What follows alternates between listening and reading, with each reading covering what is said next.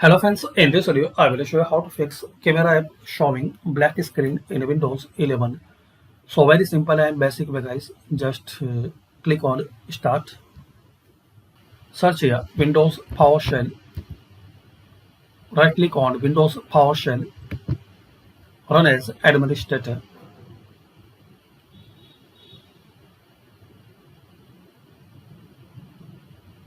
Now here copy and paste one command line I will give in description.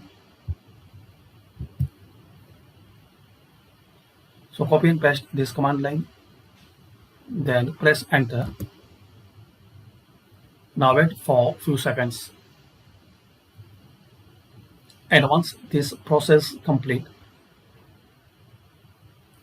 close it and restart your system. Hopefully guys, after restart camera problem will be fixed, and after restart still you are facing problem, so uninstall camera and reinstall from Microsoft Store or your laptop or your system companies.